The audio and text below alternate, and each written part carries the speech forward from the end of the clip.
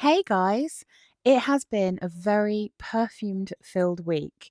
I will, let's see, where shall I start? I'm going to start with what I wore for a very lovely day, because the beautiful and wonderful Danielle from my perfume journal came to London and I had lunch with her. So it was just so wonderful to meet another perfume YouTuber. It's the first time I've met anyone in real life from the kind of, what do they call it? Fragcom or whatever. Um, so we got to chat, we got to get to know each other a little bit, and then we went to Selfridges and we did some sniffing. So we also exchanged some perfumes. So I'm going to save those for another video where I can review them properly. Um, so I'm going to start with what I wore because we had been talking about this, and I think Danielle hadn't managed to buy it or hadn't ever smelt it. So I thought I'm going to wear this. It's a good excuse. I haven't worn it for like well over a year. It might be even nearly 2 years. So I thought this is already time for me to see whether I still need this in my collection because it is very rare.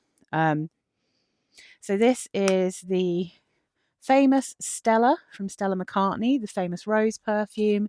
And this is actually the original formulation. I do still have the box of this. So I think the original formulation comes in the kind of the grey boxes that are shaped the same as the actual bottles. But then the more recent boxes are the just normal rectangular ones with the little dots on them. So anyway, back to the point. I just have to admit to myself that I don't really like rose perfumes very much. I'm so specific with the sort of rose I like. I always really like roses that have that slight Turkish delight feel to them, or that, have something soft and fruity with them.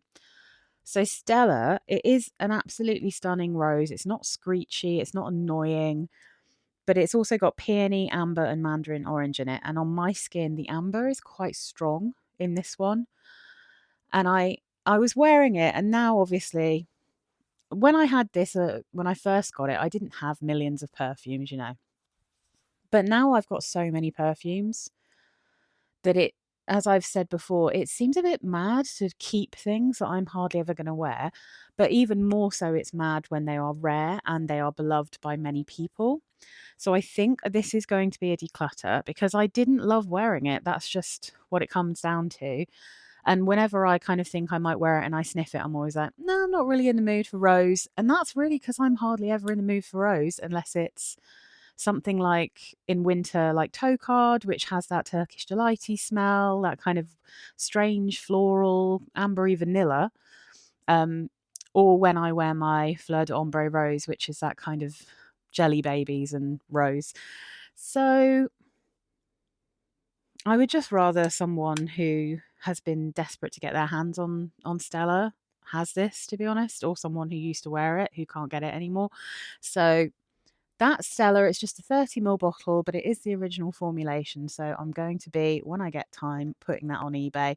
I just made the decision by the end of the day because I reapplied it when I was going to see Danielle, and then I gave the bottle to her to have a sniff and stuff. And then by the time it got to the end of the day, I realised I had not had any urge to kind of reapply. And normally I put my perfume on again before I leave work. So I was just like, when I feel like that about a perfume, I'm just not loving it. So it's going to have to be passed on. And lots of people are going to be watching this being like, you're insane. But I stand by that decision. So next up, I was wearing this during the day yesterday.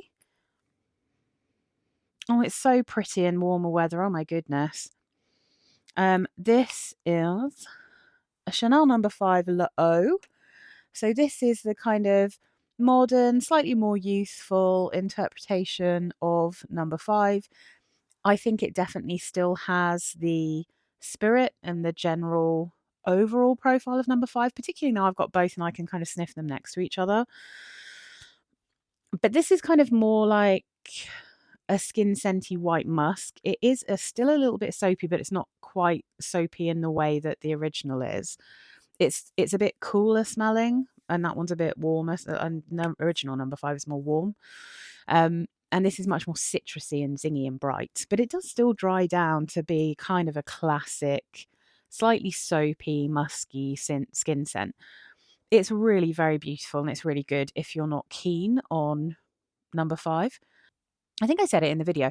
It's a little bit like you've got number 5, Eau de Parfum, and then you kind of take a step away from that with Premier, and then you take yet another step away with La Eau. But there's definitely a noticeable through line, especially if you smell them all together. So this one is really good, and it's not very good in cold weather for me. It just disappears almost immediately. But in warmer weather, this really radiated off my skin. It's still not the longest lasting at all, but it really smelled noticeable, even in the outside world. So this is aldehydes, lemon, neroli, bergamot, mandarin orange, orange and lime in the top. Mid notes of ylang ylang, jasmine and May rose. Base note, white musk, orris root, cedar and vanilla. Absolutely a beautiful perfume. Really, really good. And I see this, like I see partial bottles of this all the time on eBay. So, I mean, it's genuinely lovely. My Mon Guerlain of the week is L'Essence, because I'm not actually going to talk about them today, because I literally, this video is going to go on forever if I do. But I was testing a couple of the new samples that Roxy sent me, and one of them really reminded me of, what's it called, London from Burberry, which has this kind of buttery floral in it. And it just made me think about this one again, because this is basically the Mon Guerlain profile, but with a slightly buttery tiare flower. I mean, not tiare, sorry, frangipani flower in it. And it's beautiful, and I love it. And I'm so glad that I gave this a few wears, because it really has turned into a proper love for me. I think it's gorgeous. So Mon Guerlain L'Essence is lavender and bergamot in the top, frangipani and jasmine sambac in the mid, and then Tahitian vanilla and sandalwood in the base. But I feel like there's probably way more notes in this, because it still has the general scent profile of Mon Guerlain. Like down to smelling a little bit like there's still licorice and things like that in here. I would go as far as saying that I think this smells almost exactly like Mon Guerlain, but with a buttery frangipani added to it. And that's why I love it. It's just absolutely lush. So I really enjoyed wearing that. Gorgeous, gorgeous, gorgeous. I'm just looking at them being like, yeah, let's make them look real pretty. Beautiful bottles. Look at those. Gorgeous. Oh yeah. If you watched the video that just went up on Wednesday that my husband and I did together, you will have seen his reaction to this perfume. I believe his exact words were immediate hate. Oh, but I wore it and I loved it. It's Hungarian Fronds from Lush. He thinks this smells like vegetables. He did on card anyway. So as I said in that video, I was like, I'm going to update you once I wear it again. And my husband actually smells it on me again. So I asked him what, I didn't tell him what it was. I didn't even make it weird. I was just like, quite often, Tim, to be honest, if we're lying around or having a cuddle, I'll just ask him what he thinks of what I'm wearing, because I'm always interested in what he thinks. But with this one, obviously, I was particularly interested in what he was thinking. And he sniffed it and he was like, I don't love it. He said, it smells like aniseed. And that's what I get from this. I don't get the vegetable-y side of fennel, which is what's in this perfume. I get the aniseedy feel, like the fronds of it. And I always think, fennel is kind of aniseedy to me. So it's definitely different on skin, this one. Like he said, I told him what it was, and he was like, oh yeah, it doesn't smell like vegetables when it's on you, but I still don't love it. Which still breaks my heart, because I love this perfume. I think it's beautiful. I think it smells like a gentle spa, but clearly this is, I mean, I've talked about it before, but wow. Be careful of this one. This is one to test on your skin by the sounds of it, because he's getting, especially on paper, something very different to me. The notes on Fragrantica say chamomile, fennel and oregano, but I also know that there's citruses and there's tonka. There was something else in here as well when I actually looked at the ingredients, but I can't remember. I love it. I think it's beautiful, but it is quite expensive. However, I have seen a few bottles of this on eBay for much cheaper than it is in store. So If you've tried it in Lush and you like it and you find it very soothing the way that I do, I loved wearing this. I wore it for the whole day. I reapplied it in the evening. I love it. Mm. I love it. But yeah, you can definitely get it on eBay for way cheaper than in real life. I've worn this a few times, and because it's actually quite strong, I've barely even made the slightest dent in it. I wish you could. I wish you could see. It's actually going a bit greener now, the more it's developing, but it is like if I hold it up to my lights, it used to be a bit turquoise and now it's definitely got darker and a little bit greener. Oh, wonderful. Wonderful perfume, but my husband, not so into it. And then let me find the notes. I wore this guy, and I finished off my little mini of this actually, but I haven't got it with me because I've put it in the box to go with my other little empty. So one day in the future, when I have enough, I'll do a video. Um, I just really like this perfume. It does. Oh, it doesn't get love on Fragrantica. Generally, the reviews aren't great, except for mine there being like a little lone voice being like, I think this perfume's really nice. I mean, it's kind of irrelevant because they don't make it anymore and you can't get it anymore, which is a bit of a shame. This is Ted Baker. This is XO, Extraordinary Woman. And you can still sometimes get hold of the XO2 or X2O, I think it's called. And I got rid of that one because it had that kind of woody, dry down, that aroma chemically woody smell that I don't like. But this one, this is just a lovely sheer. It's almost, it's, I mean, I could use the word aquatic, but it's not like aquatic the way that it's like seasidey.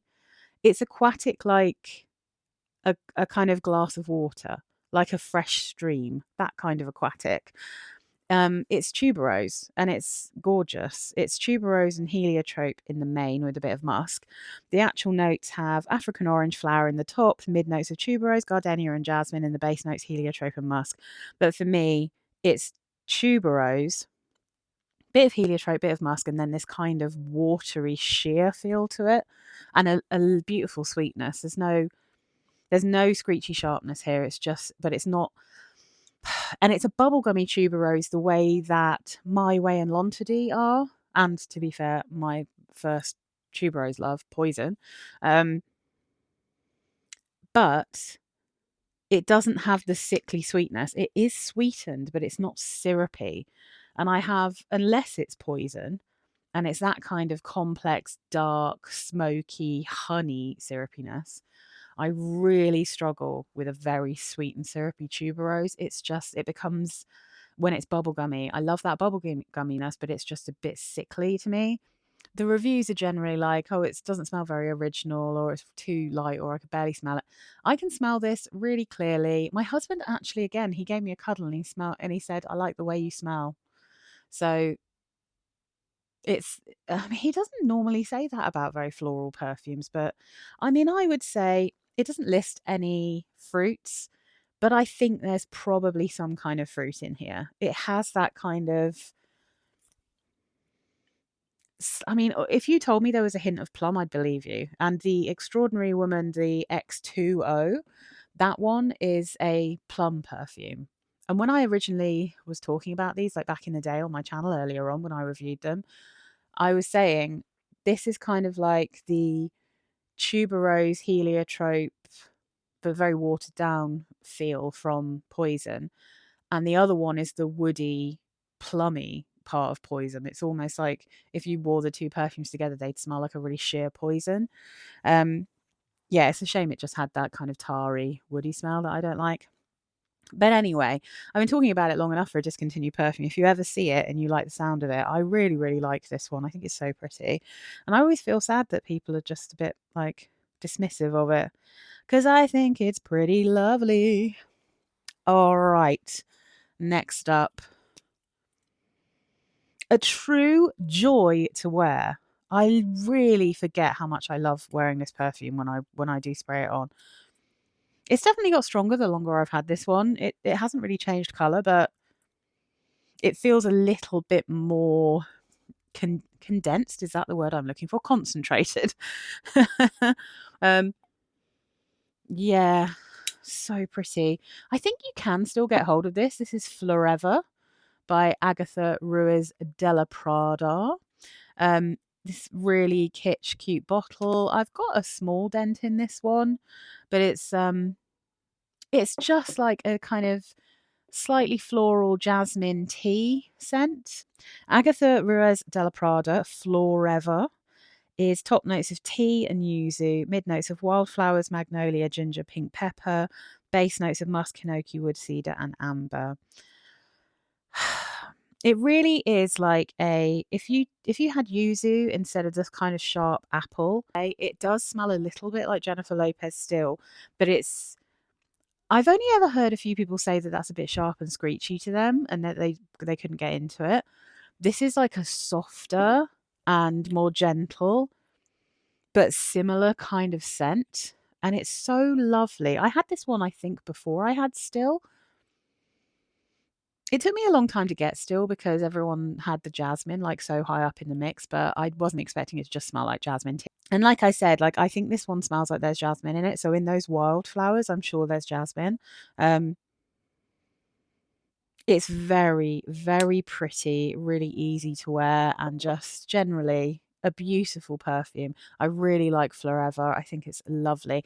It's one of those that I have a smaller bottle of, and I kind of wish that I'd got the bigger one, but I didn't know if I'd like it. It was a blind buy. But the ginger in it is so pretty. The hinoki wood is slightly unusual. The pink pepper, which sometimes can be overwhelming for me because I don't like pink pepper. I love black pepper in perfumes, but pink pepper can bother me. It's not bothersome here. It just gives this kind of gentle, warm, spicy when mixed with that ginger. And it's just beautiful. So, yeah. So, next up, we are going to talk about the one that I wore because I had a friend over for the evening. And I think I said before, like when I see my female friends, I really always want to smell kind of chic, and I have kind of an idea in my head. I will have to do a video actually of the things that I choose to wear for like lady dates because I often go for this kind of thing, and I just think it smells ladylike and chic, you know? And man, this worked so well in this spring weather because it's not too cold, but it's not got so hot that this is overwhelming. Because man, this lasts forever. Oh, and it's really good. It's so nice. This is Versace Crystal Noir, and this is the current formulation, or at least from, I think this is from 2023 maybe. If they've changed it again, they might have done. But I think this is the 2022 or 3 version of the Eau de Parfum. And I had the 2021 version of the EDT. They smell very similar. It's just for some reason this one was even better on my skin. So this is one I kept. It just is, it gives me exactly the same kind of feel as when I wear Pure Poison. It's that kind of grown up, musky, sandalwoody, creamy gardenia, you know? And it's not buttery. me, me and buttery gardenia don't mix. But I really got the cardamom in this warmer weather. I've often worn this in quite cold weather, and I do like it in cold weather. I mean, judging on how strong this felt to me and the fact that I put it on at like 7 o'clock in the evening and I could still smell it when I got up in the morning, like very clearly, I could still smell it on my skin, not on my clothes, on my skin. In warmer weather, I just got way more of the spiciness. So the cardamom was very clear. And the cardamom, again, I perceive cardamom on my skin as coming out slightly plasticky, but in a way I really enjoy, like that kind of dull, heady plastic smell. Nearly all, in fact, I think all of the perfumes I have with cardamom in all give me that same feel, and I dig it. So I really liked this one. It doesn't list having fig or having vanilla in it, but I'm quite sure that it has both. Every time I have worn this, I really mean to get out my EDT and read out the notes that's on the carded sample because that lists fig. But anyway, this is pepper, ginger, and cardamom in the top, mid notes of coconut, gardenia, and orange blossom, and peony, base notes sandalwood, musk, and amber. You get loads of sandalwood, you get loads of musk, and it is that musky, sandalwoody feel that I get in Oxygen, that I get in Noah, that I get in Cerruti, that, you know, all of those bar soapy, sandalwoody musks.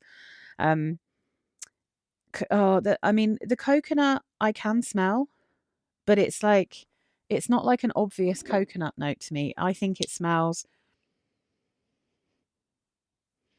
I said it before, almost like a coconut yogurt or something. There is just something, a touch sour about the coconut note, and I like that. I think it's to do with that cardamom. Um, and it just makes me think of figs. It really does. I do think it smells a bit figgy. So, and I don't want to get into arguments about what the notes are for this because Versace, um, like I said, I have a carded sample of the EDT that says fig and loads of other notes that aren't listed on their website. So, I mean, they've obviously changed it. I feel like probably the EDT and the EDP smell so similar. They all have exactly the same notes, but for some reason they've given you some for one and some for the other. And none of us truly know. We just know what we smell. Same way that Katy Perry's Indie, which is a musky, woody perfume, smells quite a lot like coconut to me. So, some people get coconut, some people don't. We've all got different noses, and I don't want to argue about it. So then we have, I'll mention this one quickly because the video went up on Friday. So little Hello Kitty and Friends from Lush. I have a video where I talk more about this, so I'll just be real quick. That I got this one, I sprayed it on my skin. I thought it was really cute, and I was like, I might as well just buy this because it's limited edition. And I do think it's possible that I might actually fall in love with it. So it's a mixture of Snow Fairy. So it has that kind of candy floss, bubblegummy, sweetie feel to it. But it also is it's a mixture of that with Milky Bath, which is a dry patchouli scent that has like a kind of freshly washed linen or freshly washed cotton smell to it. And I don't love Milky Bath on its own because it is genuinely a little bit too dry and patchouli heavy for me.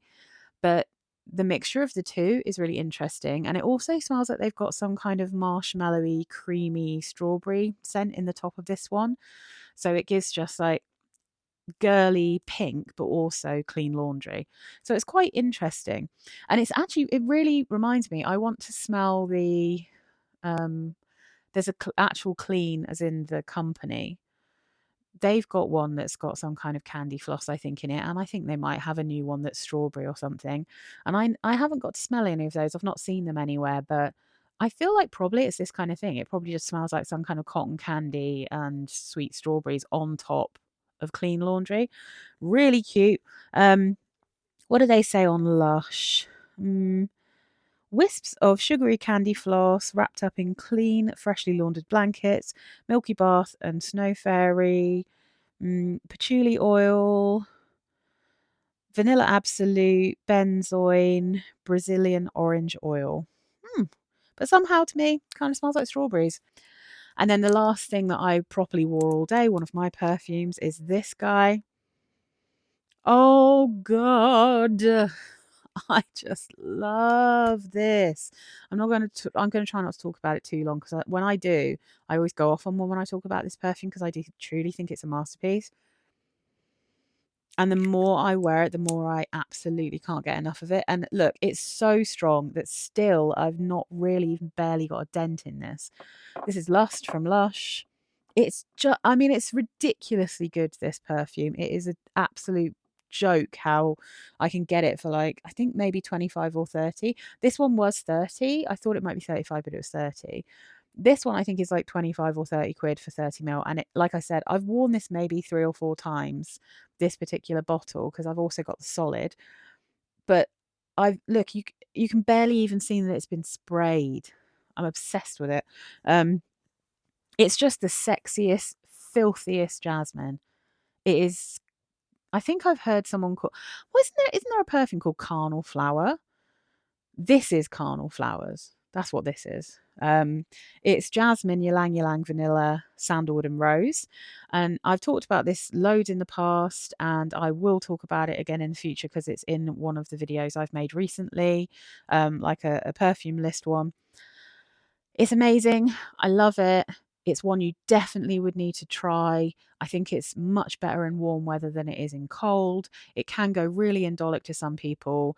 If you really like it and it's too strong, genuinely the solid perfume, at least the one that I have, I know they've changed them because they're in a different You can't get, I don't think you get them in the pots anymore. I think it's like those push-up ones that look more like a lipstick. But if they still smell anything like the Real Lust, the solid is an excellent gateway drug into this. Careful it doesn't stain everything you own because it is so bright orange red. The Lust is just absolute magic.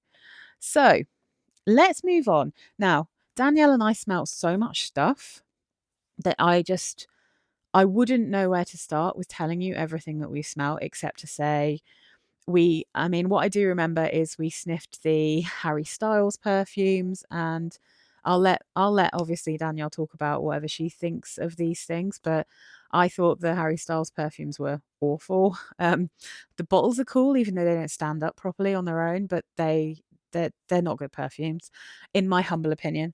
They're also quite expensive. And then I smelt there's like a range from Gucci that I hadn't ever seen before, some kind of exclusive range, not the infusions, like a different range. And I sniffed through loads of those. One of them was called Purple Rain, which is why I was so interested. And I didn't like any of those either. A lot of them smelt like other things. I found them quite boring. But I did spray some things, some of which I threw away. So the Victoria Beckham perfumes, no, there is only one. It's the one in the turquoise bottle.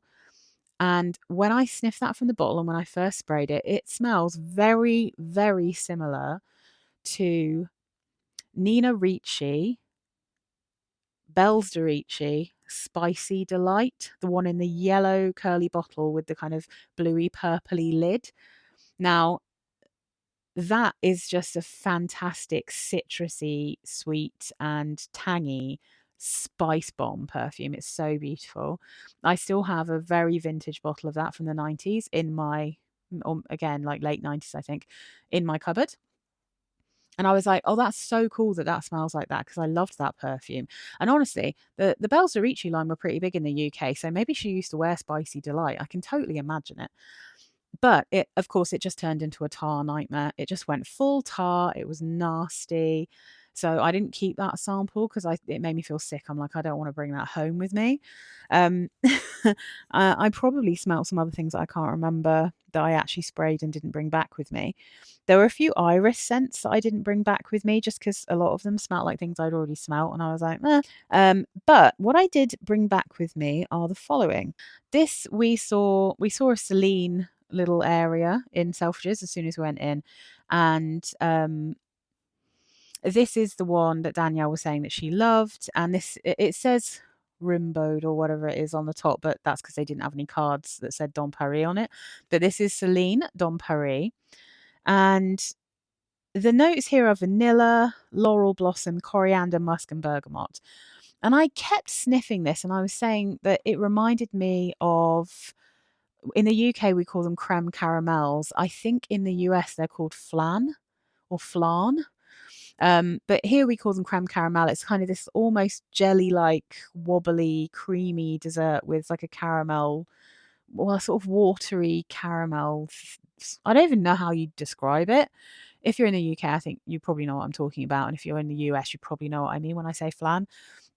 That's what it was reminding me of. I kept smelling it when I got home because I was like, I have had a perfume that reminds me of this. And Heliotrope Blanc. So that's the LT Piver perfume that I used to have. I think I gave the actual bottle to someone at work. Just didn't work that well on my skin, but it's really beautiful. And I think I sent some of that to my lovely Portia as well. It's beautiful. It's sweet. This has almost got like a honeyed caramelly quality to it, but it is kind of vanilla, slightly floral. It's got vanilla, laurel blossom, coriander, musk, and bergamot, and it's really lovely, but also very expensive. So yeah, maybe if you like Dom Paris, it might be worth getting some Heliotrope Blanc to smell from LT Piver, but I think you can probably still get it for a really good price. So if you can, it might be worth testing it if you like this one, because that's what it was giving me vibes of. And then Caleche again, like they didn't have a they didn't have a thing. So this is Hermes. I was just interested in this one because it's like rose, iris, leather. So it's grapefruit, narcissus, lily of the valley, rose, mimosa, tuberose. Um, oh, sorry, that was a mid. And then base, leather, and iris. So Kelly Caleche. Um, I've written on this same realm as Kayali citrus, but a tad smoky. So that's what I was thinking when I was on my way home. So that's also therefore got a little bit of a vibe of YSL in Love again. Um, I can still smell it a little bit, which means to me it is very much a kind of grapefruit rose. It's like a citrusy rose. Um, and it's pretty. It's really nice. But again, like I have so many perfumes that smell a bit like this. And in fact, the Miu Miu one, the purple Miu Miu a la mode, same kind of thing. So nice, but I definitely wouldn't need it. And then, oh, this one. This is Burberry High Tea. So this is from one of their like special, again, I think this is some kind of exclusive collection. I don't see it talked about really, but it was called High Tea, so I wanted to spray it. I mean, I can't smell it anymore. But I really liked this. When I first sprayed it out, it smelt quite kind of herbal and a bit citrusy and slightly bitter. And then it got a bit sweeter and softer and almost a bit more fluffy as it dried down. Um, and I was really in love with it. And then by the time it got home, it had turned a little bit kind of sharp in a aroma chemically way, and that makes sense because now I look at the notes, which I didn't know when we first sprayed this one. Bergamot, clary sage, and chamomile in the top. Mate, lavender, and neroli in the mid, and then base notes ambroxan, tonka bean, and incense. If this didn't have ambroxan in it, I would be very, very tempted to try and find a secondhand bottle because it really does smell like so many things I love. It's got that kind of herbaceous sage, and then it's got that lovely lavender. You know how I feel about lavender. It's got mate, you know, I love tea. It's got tonka, a bit of incense. I love chamomile. The only thing here, and it's the things that I get when I first spray it, the neroli and the bergamot is a little bit green. But otherwise, it turns into a beautiful tea perfume. But that ambroxan, people are always ruining stuff with ambroxan. There's just too much ambroxan in it for me. But if you don't mind ambroxan, Burberry High Tea is super pretty and it's a really nice bottle as well. And then the last thing I sprayed onto paper. Oh, God.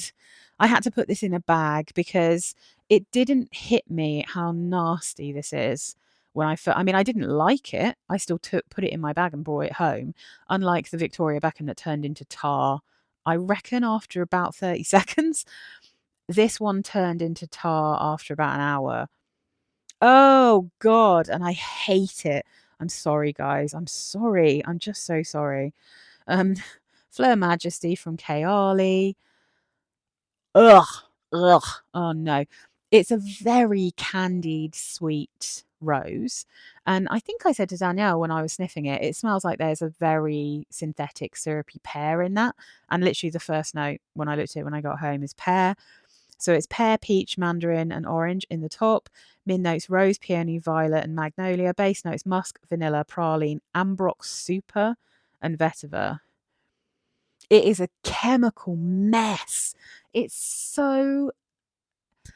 everything I hate about modern perfumery. And it's a shame, man, because if you didn't have all these toxic smelling chemicals in this perfume, it would just smell like a sweet and really girly perfume, like a really sweet, girly, syrupy, candied rose. But it smells like poison. I just don't. Ugh, I can't remember the last time I smelled a Kayali that didn't smell like poison. Like, even the ones that smell kind of nice at first, they dry down into poison. And ugh, literally, look, it's like wrapped up in paper and then put in a bag. That's how nasty that was. So that's going in the bin now that I've talked about it. Absolutely hideous. And again, I don't mean any offense. This is how I smell perfumes. I'm very sensitive to some of the modern aroma chemicals that seem to be extremely fashionable with the really big perfumers. So anyway, now there are two more things that I sprayed on my skin because I wanted to test them. One of which I was sure that I would like. and then I really didn't like. And then the last one that I was just interested in and I absolutely loved, and I wish I hadn't sprayed it on me because it's incredibly, extortionately expensive. So I'm never going to have it, basically. So the first one is white linen from Estée Lauder. So because that is such a famous aldehydic perfume, I just really wanted to test it on my skin. I'll give you the notes. It's top notes of aldehydes, lemon and peach, mid notes of hyacinth, carnation, lily of the valley, rose, lilac, iris, jasmine, orris, violet, ylang ylang, and orchid. Oh my goodness, so many notes. Base notes: oak moss, vetiver, cedar, sandalwood, benzoin, honey, amber, and tonka bean. This just smelt horrible on me. It just smelt almost entirely green. It was very fizzy, bubbly, sharp aldehydes at first, which I don't mind when they dry down into something soapy. This is kind of soapy powdery, but it was so green on me, like so green. It just, I don't like it. Like green in terms, it like dandelion milk, like green in that way. Like it's a stem, but it's got that bitterness as well. So yeah, not for me. I thought I might like white linen, but no, thank goodness I didn't blind buy that one. And then I tried another Guerlain. I sprayed Musc Outreblanc from Guerlain on my skin, and it's so frigging lovely. It's so expensive. It is absolutely insane how expensive it is because it is truly a very light but pretty musky skin scent, but it's gorgeous. So if like I really want Perfume Parlour to just do a good dupe of it, and then I would just get some of that. But it's top notes of white musk, neroli, and ambrette, mid notes of iris, orange blossom, and Bulgarian rose, base notes milk, sandalwood, and amber. And I could really smell that gentle, sweet, milky note mixed with that delicious musk. It's so pretty. I was furious at how nice it was. I didn't need it to be as nice as it was. I think that's rude to be that lovely when it's that expensive.